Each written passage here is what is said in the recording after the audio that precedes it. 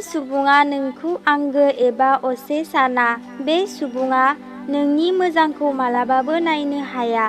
बे सुबुङा ना नोंखौ रेसपेक्टबो खालामा। बिब्दि सुबुङा नोंखौ एसेबो नायनो सुखुवा। थारैनो गाज्रि गोसोजोंसो सानखायो। बिब्दि सुबुंनि गोसोआ जोबोर अन्थाइ बादि गोरासो जायो, अननो रोङिसो। बिब्दि सुबुङा गावनि दाय आखल गाज्रिखौबा नाया, गावनिखौ दोनखुमाना गुबुननिखौसो रायखुमानो रोंगौ। बिब्दि सुबुङा ना नोंखौ गुबुननि सिगाङाव जोबोर रायखुमायो, नाथाय मोगा मोगि बुंनोथ' हाखायानो, मानोना बेफोर आखुवाबो गावसोरनियावनो दंखायो।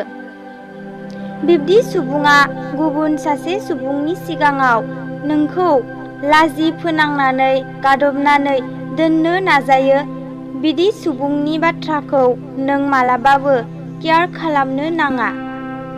बिसोर सुबुङा ना दुखुसो होनो नाजायो।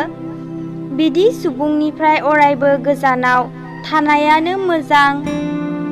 जेखियानो बुङा मानो बुंबाय थाथों, नाथाय गावनि गोसोखौ दादबानो रावबो जेबो खालामनो हाया।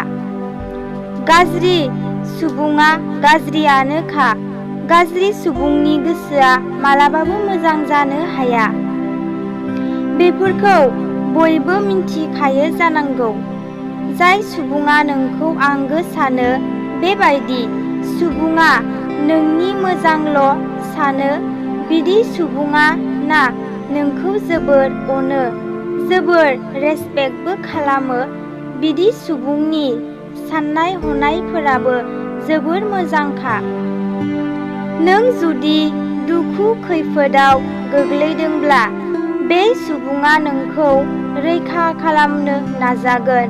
बे सुबुंखौबो नों अननाय रेसपेक्ट खालामोब्ला बे सुबुङा ना नोंजों दुखु सुखु लोगोआव थाफागोन।